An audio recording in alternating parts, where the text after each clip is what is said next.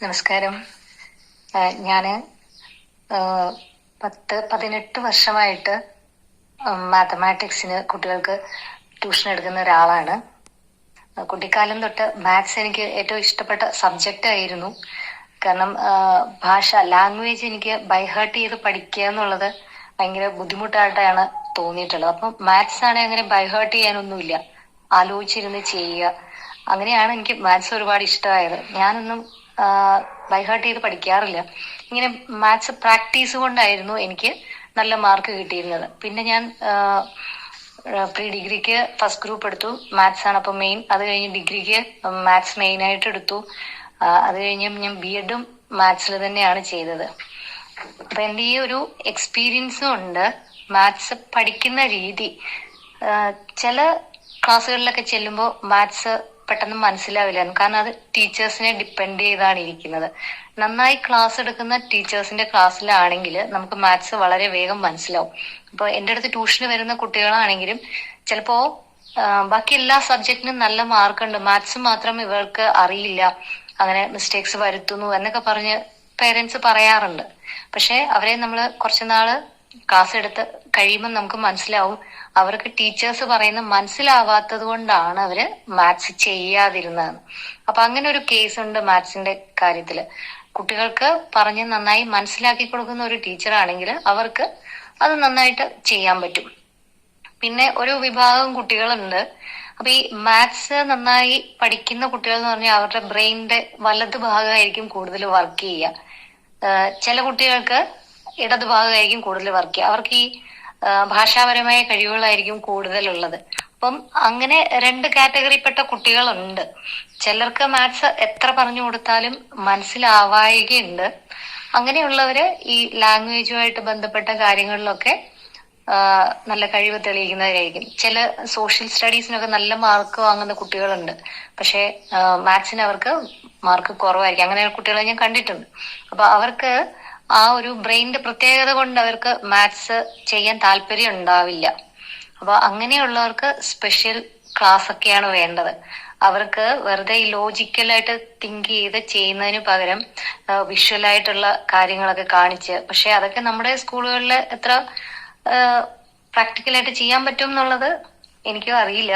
കാരണം ലാബ് ആക്ടിവിറ്റികൾ അങ്ങനെയൊക്കെ കാണിച്ചു കൊടുത്തൊക്കെ പഠിപ്പിക്കുകയാണെങ്കിൽ അവർക്ക് കാര്യങ്ങൾ കുറച്ചുകൂടെ ക്ലിയർ ആവും. അങ്ങനെ മാത്സിനോട് ഒരു ഇൻട്രസ്റ്റ് ഒക്കെ വരുത്താം. അങ്ങനെയൊക്കെ ടെക്നിക്കുകളൊക്കെ ഉണ്ട്. പിന്നെ മാത്സ് പഠിക്കാൻ വേറൊരു മെത്തേഡ് എന്ന് പറയുന്നത് പ്രാക്ടീസ് കൊണ്ട് മാത്രമാണ്. ഇപ്പൊ ക്ലാസ്സിൽ പഠിപ്പിച്ച കാര്യങ്ങൾ വീട്ടിൽ വന്ന് അതാത് ദിവസവും അതൊന്ന് പ്രാക്ടീസ് ചെയ്യുകയാണെങ്കിൽ അവർക്കത് ഓർമ്മയിൽ നിൽക്കും. മിക്കവാറും കുട്ടികൾ ചെയ്യുന്നത് എന്താന്ന് വെച്ചാൽ ക്ലാസ്സിൽ കേട്ടു അല്ലെങ്കിൽ ട്യൂഷൻ ക്ലാസ്സിൽ പോയി ചെയ്തിട്ട് അവരത് അടച്ചു വെക്കുകയാണ് ചെയ്യുക. എന്നിട്ട് എക്സാം വരുമ്പോൾ തലേ ദിവസം ഇതെല്ലാം കൂടെ ഒന്നിച്ച് പഠിക്കാനായിട്ടിരിക്കും. അപ്പോ കുറെയൊക്കെ ചെയ്ത് നോക്കാനേ അവർക്ക് സമയം കിട്ടുള്ളൂ. ആ സമയം കൊണ്ട് അവർ എത്ര ചെയ്തെന്ന് പറഞ്ഞാലും പക്ഷെ പിറ്റേ ദിവസം എക്സാമിന്റെ സമയത്ത് അത് അതേപടി അങ്ങോട്ട് വരില്ല. കാരണം ബ്രെയിനിന് നമ്മൾ നന്നായി വർക്ക് കൊടുത്ത് അതവിടെ മെമ്മറിയിൽ സ്റ്റോർ ആയിട്ടുണ്ടെങ്കിൽ മാത്രമേ നമ്മൾ ചെയ്യുമ്പോൾ ഈ മാത്സ് കറക്റ്റ് ആയിട്ട് വരുള്ളൂ.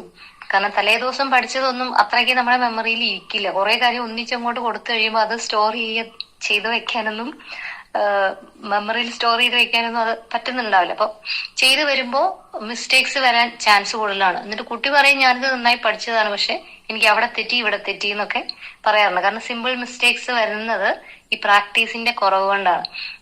ഇവിടെ എന്റെ മോളാണെങ്കിലും നമ്പേഴ്സ് ഒക്കെ ക്വസ്റ്റ്യൻ പേപ്പറിൽ നോക്കി എടുത്തെഴുതുമ്പോ ഇപ്പോ 52 എന്നുള്ളത് 25 എന്ന് എഴുതിയിട്ടായിരിക്കും ചിലപ്പോ ചെയ്യുക. അപ്പോ അങ്ങനെ ഒരു ആങ്സൈറ്റി ഉള്ളവർക്കും ഇതുപോലെ മിസ്റ്റേക്സ് വരും. അപ്പൊ അവർക്കൊക്കെ അത് ഓവർകം ചെയ്യാനുള്ള ഒരു മെത്തേഡ് എന്ന് പറഞ്ഞാൽ പ്രാക്ടീസ് ആണ്. സ്വന്തമായിട്ട് ക്വസ്റ്റ്യൻ ഉണ്ടാക്കി അത് ആൻസർ ചെയ്യുക, എന്നിട്ട് അത് കറക്റ്റ് ചെയ്യുക. സ്വയം കറക്റ്റ് ചെയ്യാനാണ് ഏറ്റവും ബെറ്റർ എന്ന് പറയുന്നത്. കാരണം അവരുടെ മിസ്റ്റേക്സ് എവിടെയാന്ന് അവർക്ക് പെട്ടെന്ന് പിടികിട്ടും. അങ്ങനെ തിരുത്തി അത് പഠിക്കുകയാണെങ്കിൽ പിന്നീട് ആ മിസ്റ്റേക്സ് വരാനുള്ള ചാൻസ് കുറയും. ഈ മാത്സിന് ഒരു സിമ്പിൾ മിസ്റ്റേക്ക് വന്നാൽ അവരുടെ മാർക്ക് അവിടെ പോവുക ചെയ്യുന്നത്. അപ്പൊ അങ്ങനെയും മാത്സിനൊരു കാര്യമുണ്ട്. അത്രയും കോൺസെൻട്രേറ്റ് ചെയ്താൽ മാത്രമേ ഫുൾ മാർക്ക് ഒരു പ്രോബ്ലത്തിൽ നമുക്ക് വാങ്ങിക്കാൻ പറ്റുള്ളൂ. അപ്പൊ ആ ഒരു സിമ്പിൾ മിസ്റ്റേക്ക് പോലും വരാതിരിക്കണമെങ്കിൽ അത്രയും പ്രാക്ടീസ് ഉള്ള കുട്ടിയാവണം. അല്ലെങ്കിൽ പിന്നെ അതുപോലെ ബ്രെയിൻ ഡെവലപ്പ് ചെയ്തിട്ടുള്ളവർക്ക് ഒറ്റ പ്രാവശ്യം കണ്ടാൽ ചിലപ്പോൾ അവർക്ക് വേഗം മനസ്സിലാവും. അങ്ങനെയുള്ള കുട്ടികളും ഉണ്ട്. ഒരു പ്രാവശ്യം ഒരു കാര്യം പറഞ്ഞു കൊടുത്താൽ മതി, അവരത് വേഗം ചെയ്യുകയും ചെയ്യും. അങ്ങനെ അല്ലാത്തവർക്കാണ് കൂടുതൽ പ്രാക്ടീസ് വേണ്ടത്. മാത്സിൽ മാർക്ക് കുറയുന്നുണ്ടെങ്കിൽ നമ്മൾ ഓരോ പ്രോബ്ലവും ഒന്നോ രണ്ടോ പ്രാവശ്യമെങ്കിലും ചെയ്ത് പഠിച്ചിരിക്കണം. പിന്നെ ഇതുപോലെ ക്വസ്റ്റ്യൻ പേപ്പർ ഉണ്ടാക്കി ആൻസർ ചെയ്ത് അത് സ്വയം കറക്റ്റ് ചെയ്ത് വരികയാണെങ്കിൽ അതും മാത്സ് പഠിക്കാൻ ഒരു ഈസി മെത്തേഡാണ്. പിന്നെ പറഞ്ഞ പോലെ നന്നായി പറഞ്ഞ് മനസ്സിലാക്കി കൊടുക്കാൻ പറ്റുകയാണെങ്കിൽ കുട്ടിക്കത് എളുപ്പമായിരിക്കും. കാരണം ബുദ്ധിമുട്ടാണെന്ന് പറയുന്ന ഒരുപാട് കുട്ടികൾ നമ്മുടെ അടുത്ത് വന്നിട്ട് ആ കുട്ടികളുടേതായ രീതിയിൽ അവർക്കത് പറഞ്ഞു കൊടുത്തു കഴിയുമ്പോൾ നന്നായി മാർക്ക് വാങ്ങിക്കുന്നവരുണ്ട്. നേരത്തെ മാർക്ക് ഇല്ലാതിരുന്നിട്ട് പിന്നീടത് നല്ല മാർക്ക് വരെ വാങ്ങിപ്പോകുന്ന കുട്ടികളുണ്ട്. അപ്പൊ മനസ്സിലാകായിക ഒരു പ്രശ്നമാണ്. ഇപ്പൊ ക്ലാസ്സിലെ ടീച്ചേഴ്സിന് 19 കുട്ടികൾ ഇരിക്കുമ്പോൾ ഓരോരുത്തർക്കും പോയി പറഞ്ഞു കൊടുക്കാൻ പറ്റില്ല.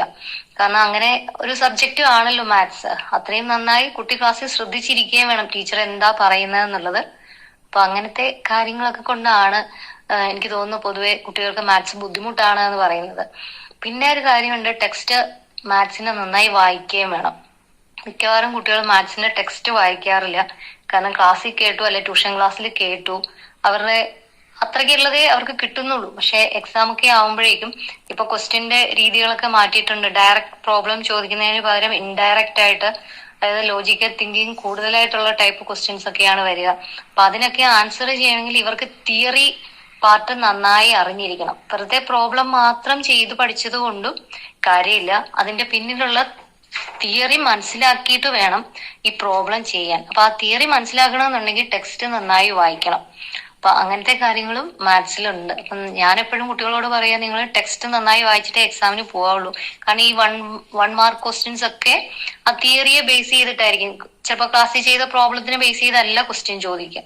അപ്പം അതുപോലെ കുറെ കാര്യങ്ങൾ മാത്സിലുണ്ട്. മാത്സ് അത്ര ബുദ്ധിമുട്ടുള്ള സബ്ജക്റ്റ് ഒന്നും അല്ല. നമ്മൾ അതിന് കൊടുക്കുന്ന എഫേർട്ട് എത്രയാണെന്ന് വെച്ചാൽ അതിനനുസരിച്ച് അവിടുന്ന് നമുക്ക് റിസൾട്ട് കിട്ടും. പിന്നെയും വേറൊരു കാര്യമുണ്ട്, അമ്മമാര് മിക്കവാറും അങ്ങനെ ഞാൻ കണ്ടിട്ടുണ്ട്. മാത്സ് പേടിയുള്ള അമ്മമാരുടെ മക്കൾക്ക് അതേപടി വരാറുണ്ട്.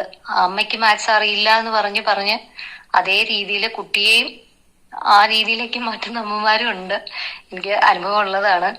നന്നായി മാത്സ് ചെയ്യുന്ന കുട്ടിയാണ്, പക്ഷെ അമ്മ ഏത് നേരവും പറയുന്നത് അവൾക്ക് സിമ്പിൾ മിസ്റ്റേക്സ് ഇങ്ങനെ വന്നുകൊണ്ടിരിക്കും, കെയർലെസ് മിസ്റ്റേക്ക് ആണ് എപ്പോഴും. അത് പറഞ്ഞ് നല്ല മാർക്ക് വാങ്ങിക്കുന്ന കുട്ടിക്ക് 10th 100 86 എന്തോ കിട്ടിയുള്ളൂ. കാരണം അല്ലാതെ 90-95 അബവ് മാർക്ക് മേടിക്കാൻ കഴിവുള്ള കുട്ടിയാണ്, നമുക്ക് അറിയാവുന്നതാണ്. പക്ഷെ ഈ അമ്മയുടെ തോട്ട് പ്രോസസ് അവിടെ ഇങ്ങനെ വർക്ക് ചെയ്തുകൊണ്ടിരിക്കുമ്പോൾ ഓട്ടോമാറ്റിക്കായിട്ട് ആ മിസ്റ്റേക്സ് അവിടെ വരികയും ചെയ്യും. അപ്പോ അമ്മമാരുടെ ചിന്ത മാറ്റിയെടുത്താൽ മാത്രമേ കുട്ടികൾ മാറും എന്നുള്ളത് ഇവിടെയുള്ള അമ്മമാർക്കൊക്കെ ഇപ്പം മനസ്സിലായിട്ടുണ്ടാവുമല്ലോ. അപ്പൊ അത് ഓർത്താലും മതി. മാത്സ് അത്ര ബുദ്ധിമുട്ടല്ല. നന്നായി മനസ്സിലാക്കി കൊടുക്കുകയാണെങ്കിൽ അവർക്കത് ചെയ്യാൻ കിട്ടുക തന്നെയാണ്. ഏറ്റവും എളുപ്പമാണ് മാത്സ് പഠിക്കാൻ. എനിക്കൊക്കെ ഈ സോഷ്യൽ സയൻസ് അല്ലെങ്കിൽ ഇംഗ്ലീഷ് അതുപോലെയുള്ള സബ്ജക്റ്റ് ഇങ്ങനെ ബൈഹേർട്ട് ചെയ്ത എസ്സേകളൊക്കെ പഠിക്കുക എന്ന് പറഞ്ഞാൽ അതുകൊണ്ട് വലിയ കാര്യമായിട്ടൊക്കെ ആയിരുന്നു വിചാരിച്ചത്. അപ്പൊ അത് വെച്ച് നോക്കുമ്പോൾ മാത്സ് വെറുതെ ഇരുന്ന് ഇങ്ങനെ ചെയ്ത് നോക്കിയാൽ മതി, കാണാൻ പഠിക്കേണ്ട ആവശ്യമില്ല. വെറുതെ പ്രാക്ടീസ് കൊണ്ട് നമുക്ക് നല്ല മാർക്ക് സ്കോർ ചെയ്യാൻ പറ്റുന്ന സബ്ജക്റ്റ് ആണെന്നാണ് ഞാനിപ്പോഴും വിചാരിക്കുന്നത്.